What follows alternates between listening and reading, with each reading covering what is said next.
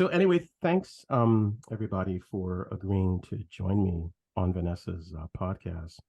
And the reason I thought this was an important topic is because in recent months we have noticed on social media and in mainstream media, pardon me, and in other outlets an acceleration of the rhetoric around so-called AI. And it has gone from AI is going to take our jobs to AI is going to kill us. And so, which is in a the speed at which we have gone from we'll have self-driving cars to the self-driving cars are going to blow us up or murder us or launch nuclear missiles, whatever they're going to do. And I'll get to that in a minute, like the imprecision of these murder scenarios, these civilizational destruction scenarios. I was astounded by the speed at which this has occurred. And I've been in technology for decades, and although it's a truism that the field moves quickly, the rhetoric around the field had stayed pretty steady state, pardon me, for a long time. You had companies like, say, Cisco making network equipment, Microsoft doing their productivity suite, various other companies. IBM, of course, has been like the old man of the industry for a long time. And so they were always promising something new, like when companies like Apple and so forth came along. I don't know why I started coughing. The moment I started talking, they promised new things, the iPhone and so forth. All those things seem pretty new. So there was a burn rate or a churn rate of supposed newness. But the messaging was always a promise of some sort, right? Like, we're going to give you something. Your life will be better. Everything will be fantastic for you. And then in recent months, certainly starting in May of this year, this turned, interestingly. And in fact, in May, there was an open letter signed by a number of AI luminaries.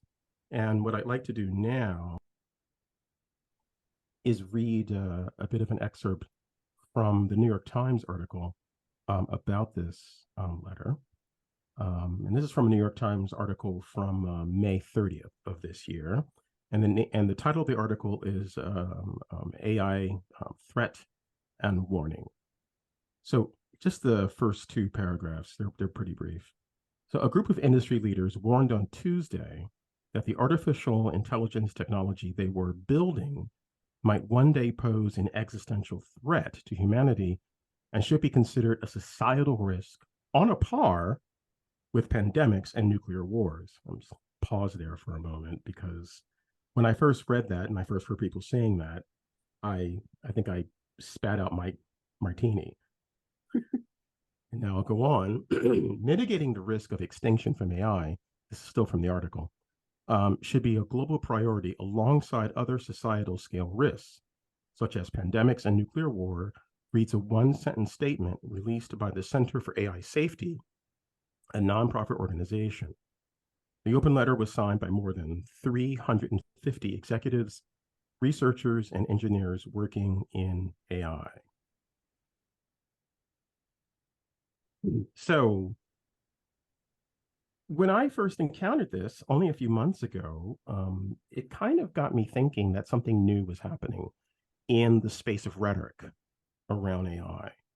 Because, as I mentioned earlier, the idea of promise was being removed, or replaced, I should say, with the idea of threat, which is quite extraordinary, really, for an industry. I mean, imagine Ford Motor Company saying, our cars are so fantastic and sporty that they will probably kill you. Can you imagine like the ad campaign for that, like a car careening off the road or something, like, and buy a Ford? Like, no one would go for that, obviously. And so the strangeness of it really struck me. But also, there's another aspect of this. It's very masculinist, by which I mean there's lots of men pushing this. Just today on Twitter, Dr. Timnit Gebru, who you some listeners may know, and you may know, she was a Google researcher, AI researcher, quite renowned, who was fired from Google for co-authoring a paper that challenged Google's use of large language models, which is like the most famous or infamous technology stack in use right now. The Stochastic Parrots paper with Emily Bender and other researchers. And now she's with the Distributed AI Research Institute. I watched the thread that Dr. Gebru participated in which there were just men attacking her for challenging their idea that AI posed an existential threat. And the way that they challenged her was in the most condescending and misogynist manner. I mean, Dr. Gebru is a celebrated researcher. And some of these men, let's just say they're not. Like they're the exact opposite of that. They don't have any expertise. They're simply men just spouting off. And now there's a cottage industry of men, you know, declaring, who have made themselves famous within, you know, their circles and are getting speaking engagements and book deals and so forth, talking about so-called existential risk. Now, my analysis of this at the material level is that the industry is out of tricks. How many more smartphone variations can they do? Self-driving cars do not work. The trucking industry will not be upended by robot trucks, and so forth and so on. So many of the things that they have promised to us are not going to happen. And so my assessment of this is that they've turned to this darkness, so to speak, to take a page from the book of the U.S. defense industry. Raytheon and Lockheed, for decades, have made their money by talking about destruction and threat. You must spend billions on an F-35 fighter because China's going to kill us. You must, you know, we're going to develop this nuclear missile because Russia's going to destroy us, and so on. And so it struck me that this was there from a business perspective. This was the reason. But the reason why Vanessa, I also suggested inviting Isabel, is because that's true on one level, the level of business and materiality, but there must be something else happening here that is driving this, as I say, masculinist obsession with destruction and death, coming from devices, number one, that cannot do this, like it's just a lie. But there are people who believe this, and I'm curious about your thoughts, Isabel, about what may be happening. Well, I think your assessment of it is spot on. I mean, there's no question that it is a tactical move, and you know, the short answer is capitalism, of course. But you know, it becomes a moment where it's more cost effective to make this into a threat as opposed to a potential benefit, and all of the things that they can now start doing to make us feel that we need them even more, because not only are they the people in possession of all of this amazing technology and superhuman forms of intelligence that we mere mortals don't understand, but not only that, they have the potential and the capacity to stop it if it gets out of hand, and therefore even more reason why they should have more power and be listened to even more in their sort of megalomaniac claims and hubristic fantasies about what may or may not happen. So, I mean, that kind of idea is a sort of trope that's always been in any sort of business-minded, in all industries. That's basically how you sort of centralize power, isn't it? Is just to keep all the secrets to yourself. But I think it's really striking that this idea of the apocalyptic fears is only just coming out now, because when I wrote the Psychoanalysis of AI 2 or 3 years ago, even, because it was before it actually was published, it took a while to be published. So it was already, to me, who's not somebody who works in artificial intelligence or even the tech industry, very clear that these sorts of problems were going to come up very soon.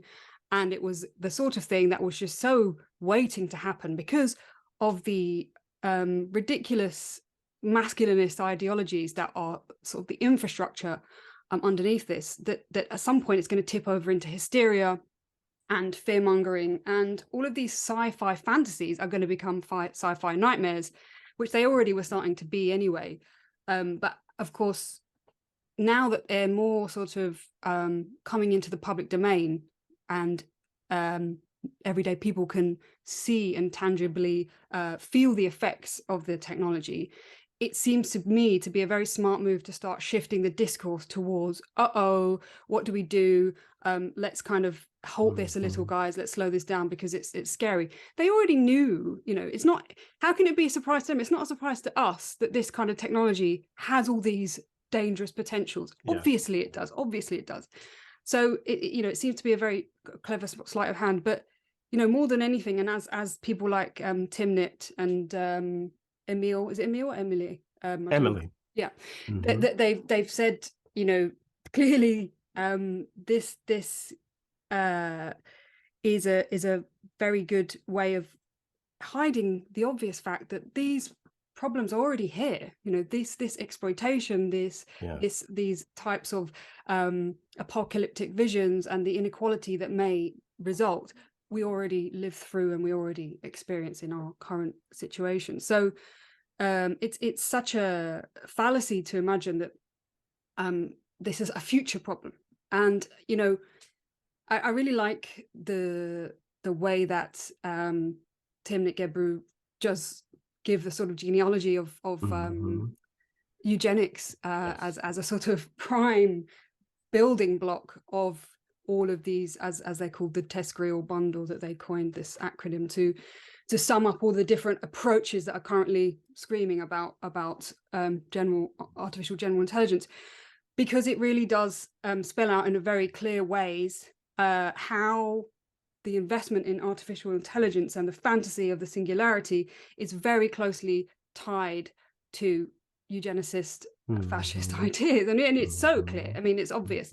So I think that the fact that she's being attacked in such a sexist and I'm sure racist way as well is completely in line with exactly the sorts of people that she's attacking, who are holding on to these very, very pernicious ideas and who all happen to be white middle-aged men. I mean, it's interesting. Yes, what a surprise. Yes, and the tone of their pushback is almost, how dare you?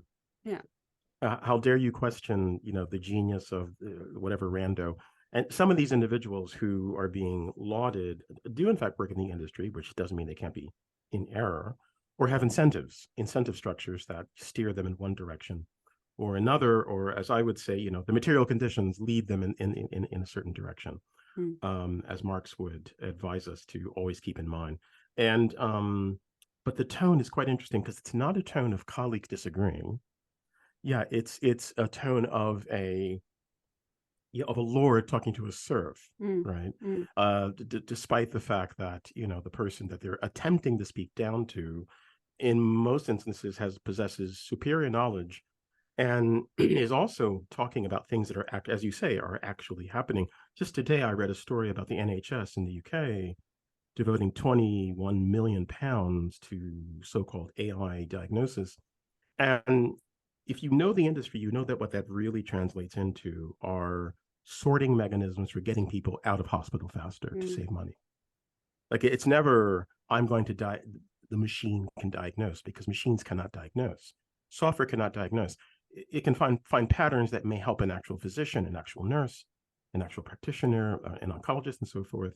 But there's no diagnosis without cognition. And but what AI is great at, what algorithms are fantastic at, is placing things into sorting columns. And so then decision makers within the NHS can say, well, you've been in hospital for too long, or, based upon the pattern of your illness, they can override the decision of physicians and other healthcare professionals. And this is what we see happening. And what Dr. Gebru and others are emphasizing is, as you said, these are the actual harms of these systems, not that they will achieve some kind of super intelligence and then decide to kill us. And that's the other thing that fascinates me. Years ago when I was young, I had the privilege of being exposed to the work of the Polish science fiction author Stanislaw Lem. And he wrote a short story that I often reference called Golem XIV. and which is about a supercomputer developed by the U.S. military. And its inaugural and also final address, because it only talks to human beings one time. And in the address, which Lem is a brilliant writer, and so the address is quite nice.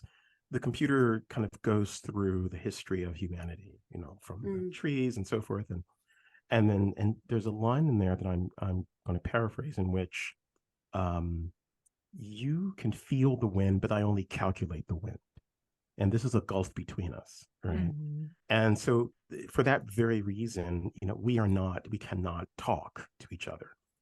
And Lem, of course, being, you know, a very learned and interesting person, his imagining of a truly thinking machine was of this device that, when it achieved cognition, recognized itself as other, like a genuine other.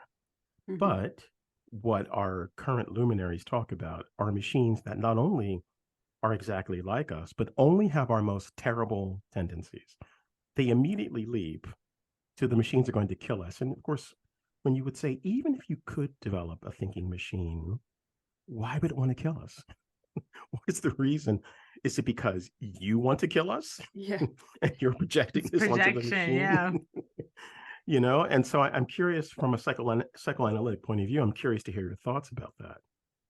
Well, I think, first of all, it's what's so interesting about these all of these groups, and I think it's a useful acronym, actually, the TESCREAL thing, because it kind of gives an idea of all the different sort of interrelated ways of fantasizing about AI. So the transhumanism, exproprianism, singularitarianism, cosmism, rationalism, effective altruism, and long-termism they put together, and they all kind of share various ways of fantasizing about the future. But this kind of, obviously, it's a combination of fantasies about human greatness, a combination of the completely ridiculous idea of a disembodied intelligence, which, as soon as you start talking psychoanalytically, completely falls by the wayside.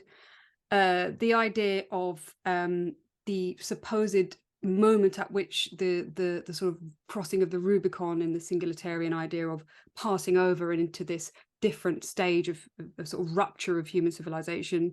And then, of course, the idea of the sort of surpassing the human body and going literally into the cosmos, and sort of becoming like a global singularity, a sort of astronomical brain or whatever.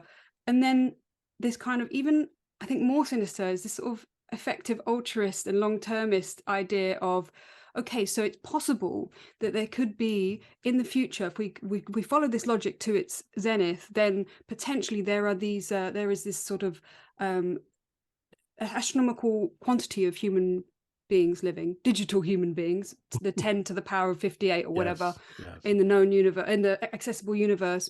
And we are morally obliged as effective altruists to achieve their thriving, and because that would be the most amount of value. And so we have to do something in order to achieve this amount of value, because if we don't, it's ethically wrong. Which is very similar, and it's exactly the same logic as the whole Rocco's basilisk apocalypse scenario, that I'm sure people have heard of. And it's so funny, because it's so, like, there's so many solecisms, there's so many problems with the way that idea is articulated, because you're imagining scenarios that don't make any sense for a start. And, you know, fantasizing about, for example, this, just on the sheer basis of thinking about an AGI as if it were the same as an embodied human subject, i.e. one person thinking thoughts, because, you know, we have this idea of the human genius. The human genius is capable of doing great things, which, yes, is true.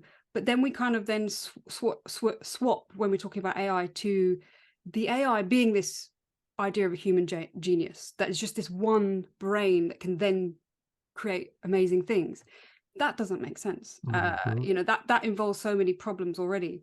But one of the big sort of psychoanalytic ideas that I think is just obviously missing here is the body, and this idea of the body as a instrument of failure.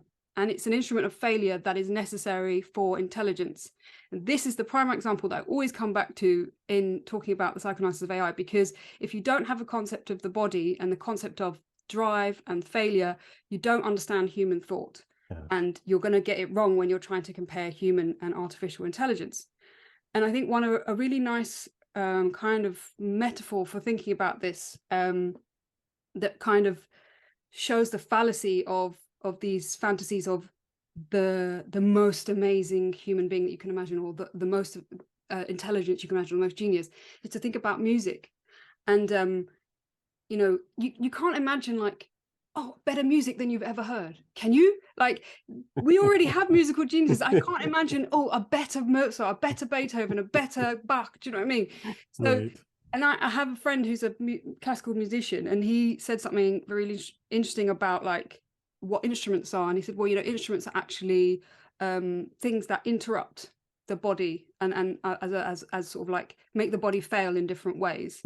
They're not augmenting the body in some way. They are in some ways, but in other ways, they're interrupting drives of the body. And so this genius of a musician, for example, is a product of failure.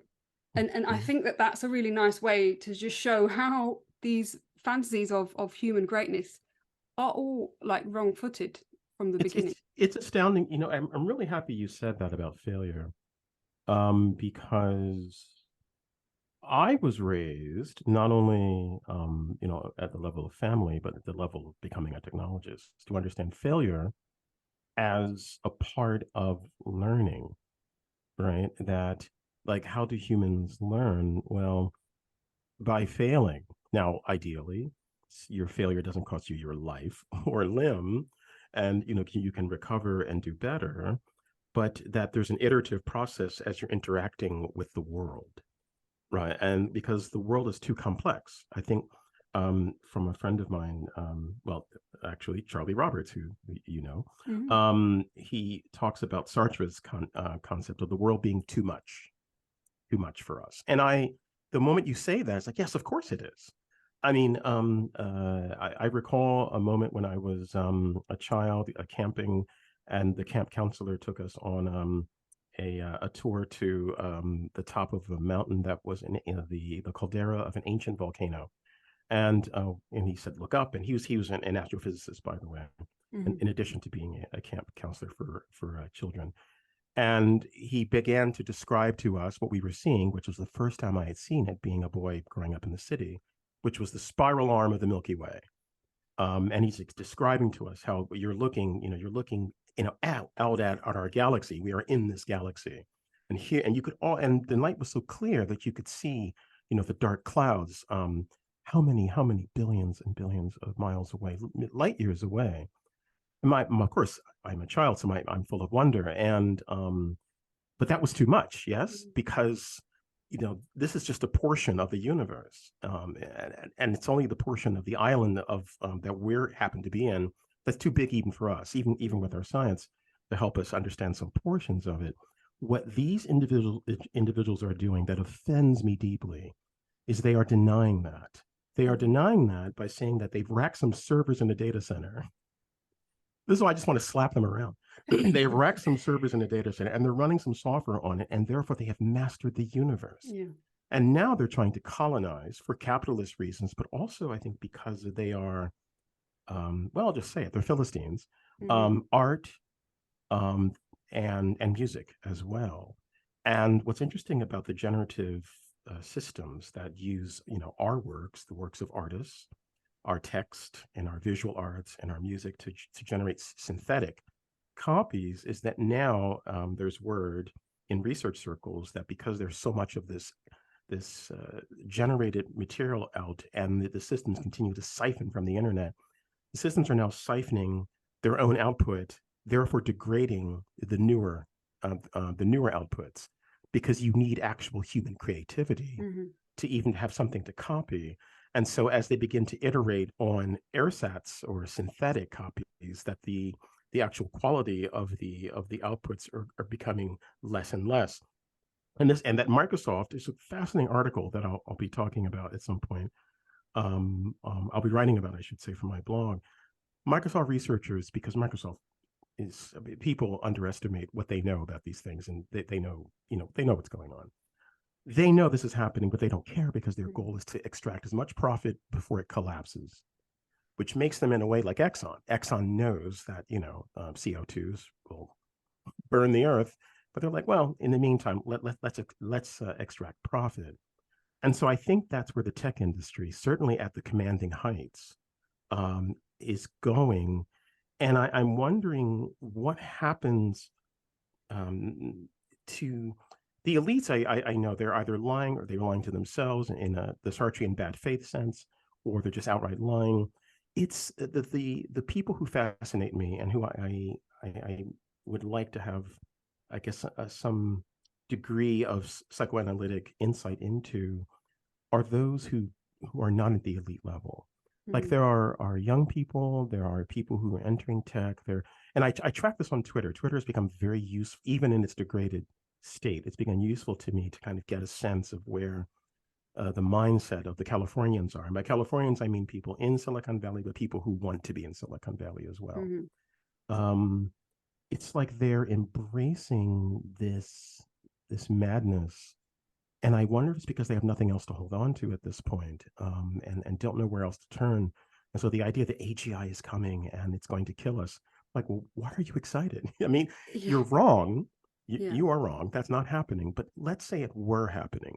What are you excited about? And this is what's puzzling me. Not because I believe that we're rational creatures.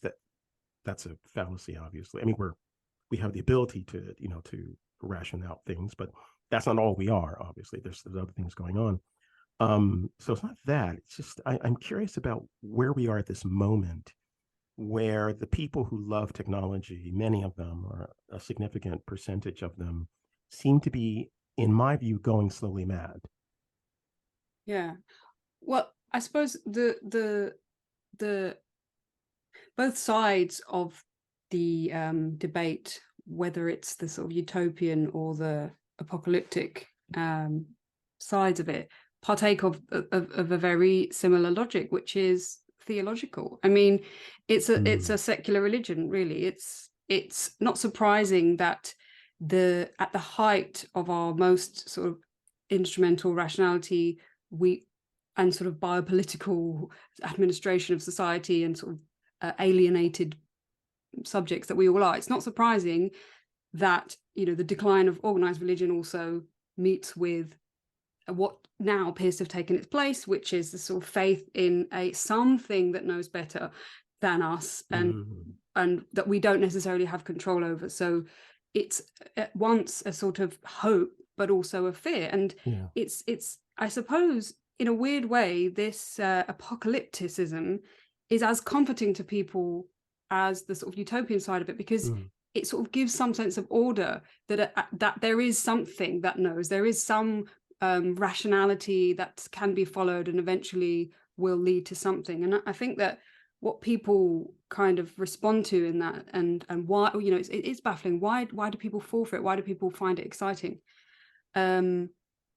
It sort of fills this gap that I think is very noticeable in people's lives, and it's something to believe in, isn't it? And it's sad, really, because it's so obvious. It's so obvious that it's giving up your responsibility to a third party is very relaxing, isn't it? And that's, for a lot of people, religion can fulfill that need, and for other people it's something else. But it's certainly a deficit that a lot of people feel is filled by technology. But I mean, at its height, the people, the billionaires that we're talking about, I mean, they don't even hide the fact that they believe that this is something godlike. This is something that will take us to another dimension, that will fulfill all our wildest dreams. And I mean, I'm ashamed to say that I didn't know the depth of Nick Bostrom's racism and idiocy, because I knew he was an idiot, but I didn't know that. I didn't know he was an actual racist, and I found that through looking into this horrible email that he wrote.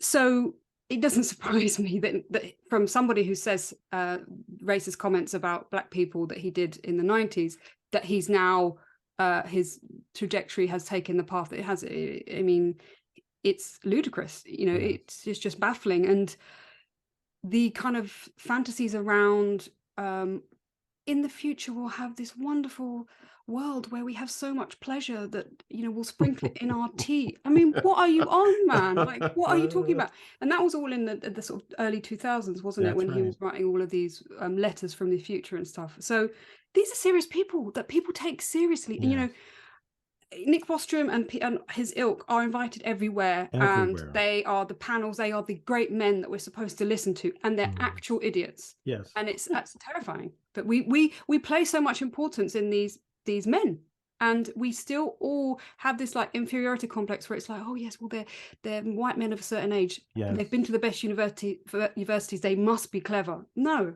that's absolute rubbish. You know, there's another aspect of this. I was talking with a friend who said, you know, Dwayne, one of the things you have to consider here is that the West is also in crisis. And by the West, you know, he did not mean all people who live, you know, in Europe or the United States or what have you, or whatever the West means, because people like John Gray are like, what are you on about? There is no West. It's just a collection of countries who pretend that they have a common heritage. But the rise of China is, in my view, has created also a bit of a nervous breakdown for the self-regard of racist ideation. And it doesn't really matter. I know that for some people, this is controversial. They'll say that, well, you know, China's terrible or what have you. I don't want to get into that. What I do want to get into is the fact that it exists as a power. And I do not believe that in the history of the West, with the exception of the rise of Japan, and this is much more significant than that, that there's been a rival power, technological, military, even in the terms of presenting a vision for the world, so to speak. And so it's curious to me that in addition to all the other factors we've talked about, and here I'm putting on my Marx and Engels hat, in addition to all the other factors we've talked about dialectically, right, that this madness is arising at a moment when there is another country that presents itself to the world, you know, as a major power and as a major technological power. You don't hear about this on CNN, but China has its own space station that rivals the International Space Station. China has its own AI program that rivals the programs of the West. China has its own cloud platform. Yeah. All the things that Europe, for example, refuses to do because it follows the United States, China is doing.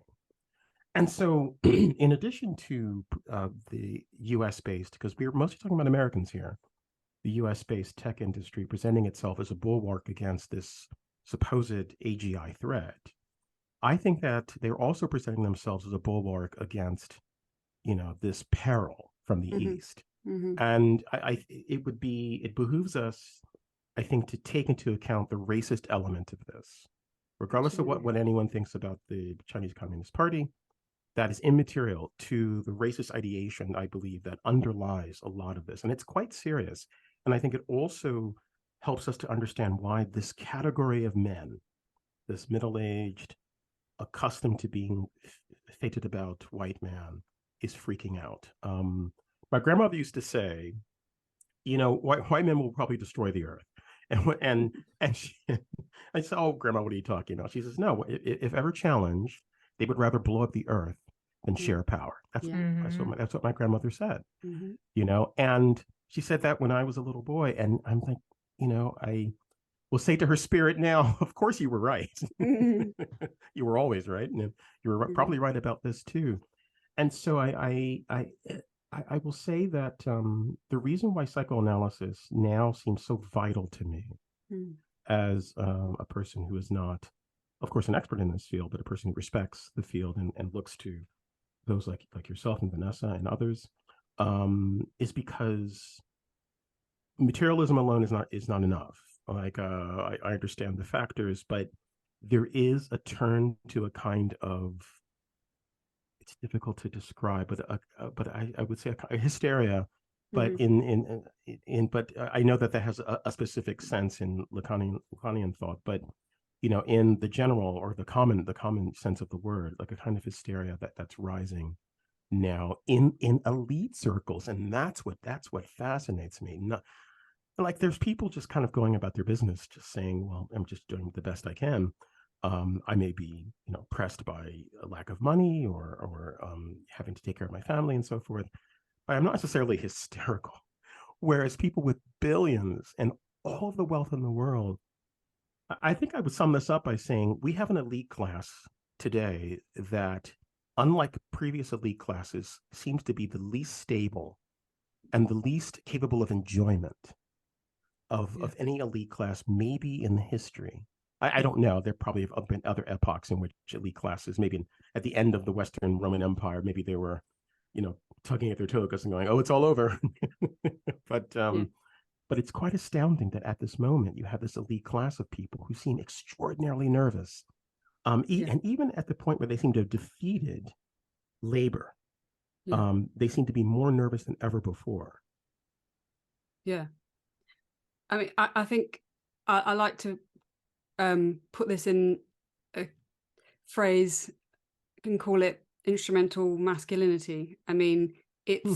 it's sort of so Adornian, and it feeds into all of the tropes of what happens when you try and take science to its nth degree, and then it turns against you, and the sort of dialectical process that always brings about throughout history, and all the atrocities that are associated with it. But also to bring in this sort of psychoanalytic and Lacanian angle there's something about the masculine form of thought, or the phallic form of thought, that perpetuates this very strange sort of logic of this, obviously expansionism, but in sort of terms in relation to enjoyment, is this fantasy of like infinite infinite gain, that you can always recuperate something back. This idea that there's something that you can totalize and you can get your hands around, and if only you can just find the formula, it will all come together. And that's in a way, in sort of psychoanalysis, we sort of to say it very roughly, we think of phallic logic as a sort of cumulative logic that is totalizable, and feminine logic of being this sort of untotalizable group. And so if you think of the sort of phallic logic that is clearly the foundation of this whole conversation, and artificial intelligence, general artificial intelligence, it's very clear that the type of thinking that leads you to want to exponentially improve humanity, but at the same time exponentially accrue wealth and colonize and grow and grow and grow, is, as we know, a disastrous, horrible, cancerous human trait that we don't ever seem to be able to put a lid on. And to characterize, as you do, these sort of billionaire set as being the sort of least happy set of people ever, it's not surprising, is it? Because they've realized that actually having all of this stuff and power and supposedly endless access to people's livelihoods that they do doesn't make them very happy. And I wonder why that is. It's strange that people still don't understand that however much you speed things up, however much money you have, however much resources you have, you're still a human being in a body that lives and dies. And you're not going to be that much different from human beings living thousands of years ago. Actually, probably a bit less healthy, and less happy, probably. The idea that all of these things are making you this transhuman and superhuman, they're not. And this fantasy is just the male fantasy par excellence, the fantasy of wholeness. And if we want to get really psychoanalytic, the sort of eroticism of this, which is very clear, of the idea of being able to complete something. And if we talk about it in very sort of abstract sexual psychoanalytic terms, the kind of metaphor of the being able to stop the hole in the universe, you know, like the phallic wanting to just be that one man that fills the hole of the woman, which is the universe, you know, and that logic is what's going on here. It's like, we can do this, guys. We can, you know, we can get our big dicks and we can make this thing really go wild. You know, what's his name for sending that fucking awful rocket up into the universe shaped like a dick? And it's just like, could you be any more graphic? This is literally what they're doing. They're trying to fuck the universe. And Bezos's rocket in particular is particularly phallic. Which is when I saw the Blue Origin rocket, I'm like, oh, are you kidding me? It's just ridiculous. You can't make this shit up. You can't. But nature is so vast and beyond us, and you know, the other thing, I guess 10 minutes left. So we talked about the masculinist aspect of this, but it occurs to me that in previous ages, although they surely were misogynists and what have you, the group of men that I compare the current tech cohort to are the atomic physicists, the Oppenheimers, the Szillards, and so forth, who contributed in one way or another to the creation of the atomic bomb. And despite that, one could say crime, although they were promoting, or rather pursuing, something that seemed to be pure research to them, but also because of the war, you know, they had their own ideas about the urgency of it and the concern about, of course, the Nazis perhaps being on the same track. So that's a complicated and murky moral area to be in, except for the dropping of the bombs. Of course, that's pretty straightforward. But these men from that time period, I don't want to engage in hagiography and say, oh, they were saints. But if I were to talk to them about, say, the history of the Roman Empire, I'm pretty confident that I could have a conversation, or about art, or about various other things. I'm sure that I could have a conversation aside from their pursuit of atomic physics. These individuals are modern cohort of elites, technical elites, seem to be so entirely narrow in their knowledge of the world. For example, there was a chap on Twitter who said that, oh, well, you know, having an English major is ridiculous because why would you major in the language that you speak? I mean, which is kind of revealing his complete nitwittery, so to speak. Like, you're such an idiot. But, and yet, you know, you're doing TED Talks and all this kind of thing. And so the degeneration, shall I say, in the breadth of knowledge, I'll put it that way, regardless of one's, you know, whatever failings, you know, the previous generations might have had, they had a broader range of knowledge about the world and how the world works. And even if you're a physicist, you respected the biologists, or you respected artists, you respected writers, and so forth. So I'm curious about your thoughts about this narrowing of their scope of thought. Yeah, well, I think, you know, it's certainly true that we have witnessed a sort of general degeneration in our kind of all-round intellectual capabilities, that, you know, because just on the level of the way that the universities work is that, you know, people can't there isn't funding for the humanities, and people are encouraged to become specialists and not do transdisciplinary thinking. And more than anything, of course, STEM subjects are the subjects that get money. But more importantly, it's not even just STEM, it's things that can be monetized and things that are economically viable. Can you have a job from it? So it's less and less possible to be sort of an all-round intellectual, you know. In that sense, I see what you're saying about the types of intellectuals that we were dealing with then, who were, you know, sort of at the top of society, as it were, making these decisions. I suppose you could say at least they were people who kind of had a sort of more polymath. Yes. I don't know how to make that into a polymathistic. You know, they were more like Renaissance people, in the sense that they were across the sciences and the arts. And of course, I mean, can you imagine Bezos, for example, quoting from the Bhagavad Gita as Oppenheimer did? I mean, exactly. He probably doesn't even know what it is, right? No, exactly. And you know, the sort of I mean, we shouldn't be too lauding of people who had lots Right. of, because there are many examples that prove otherwise, but nonetheless, you know, having a relationship between the arts and the sciences, which used to be the case, of course, you know, in antiquity there wasn't that strong divide. To be able to understand that human beings need to understand science, art, maths, you know, music, and this is what we should aspire to do, is that all human beings should try and know as much as possible about all different fields, and that's something that we've definitely lost. So in terms of thinking about, if we are going to have this concept of what the elite are, whether you think that's a good concept or a bad concept, if you are going to have a concept of elite people who make decisions for society, they should be people who have knowledge across all the fields, in the arts, in the sciences, you know, and across all different cultures. How are you going to be able to make good decisions and know what is good for humanity unless you understand it? And scientists don't understand everything about humanity. Quite obviously they don't. And certainly technologists definitely don't. Absolutely And not. technologists are the people who make most of those important decisions now for us.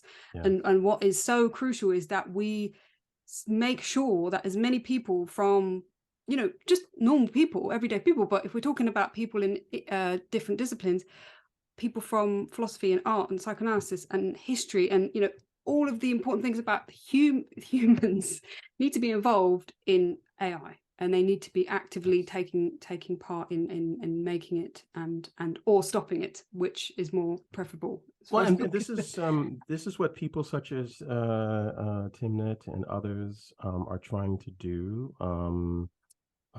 There's a Logics magazine, for example, I recommend people look at, the Dare Institute, as I mentioned. There's other groups that are trying to craft an alternative vision, because, you know, complex societies need computation of some form. I mean, even the early cyberneticists of the 1940s and 50s understood that there was some need to, you know, to navigate complexity. Like Stafford Beer, that was his idea, not control, which is what Norbert Wiener, cyberneticist, kept talking about, but navigation. That, you know, complexity is unavoidable. So, but as human beings, we need to navigate it. And whether that's as hunter-gatherers, they were navigating, say, a rainforest, well, they had to understand the complexity as best they could as the rainforest. They gathered a lot of cross-generational knowledge of how things worked within their environment, right? That's navigating. That's a cybernetic process in the classic sense. And or Kubernetes, you know, the idea of being the helms person.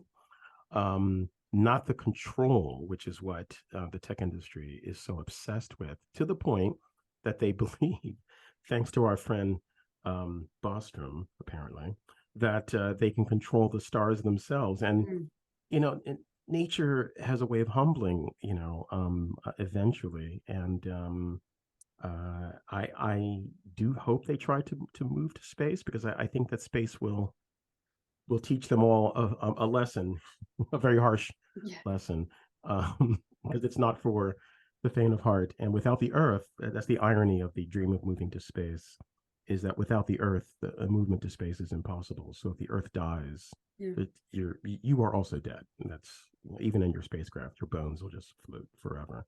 But I see that we're coming up on the 2-minute mark, Vanessa, and I didn't want to. And as Isabel knows, I know.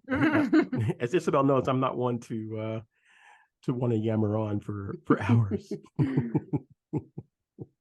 Yeah, well, definitely. Also, I know that you have a new podcast as well, and that you had Isabel on. So I want to definitely plug that in the beginning of the intro. Yes, Isabel was on the Film Conversations podcast. Isabel very kindly agreed to be on, and we talked about the film Ex Machina, which is prominently featured in chapter 5 of the book, The Psychoanalysis of Artificial Intelligence. And that was a great conversation, and we learned a lot. And Dennis is still raving about the book, Isabel. Cool. So yeah. Oh, that was such a nice conversation. I really like the guys. They're really cool. Yes, they're really good dudes, and I'm happy that it all came together, and that we have such a nice time together. Yeah, great. Yeah, no, it's great. And I'm glad to hear you all talk. I love Isabel's psychoanalytic perspective and Dwayne, your material perspective on these machines, because if I hadn't discovered you, I might be sucked into this like doom theory, like what's going to happen? But I'm like, wait, no, this makes sense. Like, this isn't that intelligent. This is a material reality. That's right. And you know, Vanessa, that's my job, I think. I mean, that's my task, because as I've told other people, I realize that a lot of people, they don't know, they're being lied to, and they don't know what's up, as we used to say. And since I do have a very strong idea of what's up, rather than just be silent, as many of my colleagues are, they're not saying anything. And I just feel responsibility, and I'm just happy that in addition to that background knowledge, that I've made some good friends who can also give some other perspectives on this as well. Yeah, no, I really appreciated it. I'm so glad that you do speak up, because, you know, we're all like attached to these machines, you know, because they're so part of our lives, but most of us don't really understand them or have a background in them, you know, but we're like subjected to this, you know. So it's good to have like, yeah, a rational perspective, being like, wait a second. Hold on a minute. Like, hold on. It might seem like magic, but it's not magic. Yeah, precisely. Totally. And I've been talking to Dekai lately about coming on the podcast, so hopefully I'll get him on soon, and that would be really fun to have you on with Dekai sometime as well. He's a Chinese AI specialist. But he's just been hard to nail him down, because he's been like talking to Congress and at this psychedelic science, and he's just like running all around. Yes. Yeah, doing these talks. But hopefully he'll be home soon, and I'll be able to lock him down into he came to our Psychoanalysis, Art, and the Occult conference in Copenhagen in October, because he's dating a friend of mine who was presenting, and yeah, it was just so lovely to have him there with his perspective on things. It was really great. So I want him on here sometime soon too. Cool. Yeah. Well, thank you. Yes. Well, thank you so much, and thank you for hosting, Vanessa and Dwayne. As ever, pleasure talking to you. Yep, yeah, and I think too, Isabel, I think your point, you made two different points separately, but I think that they go together really well. Like, one, this AI as God point, like, takes them away from having responsibility, because they're like, oh, it's out of control, it's this thing we created and we can't help what happens. But that also keeps them in this position of power as being the ones that like are tied to this knowledge. So like, lets them be in both positions at once, where they're like in the power position and the sub position at the same time. It's the classic high priest position, right? Totally. Where you are the conduit to the deity. Yeah, but not responsible for its actions. Yes. Exactly.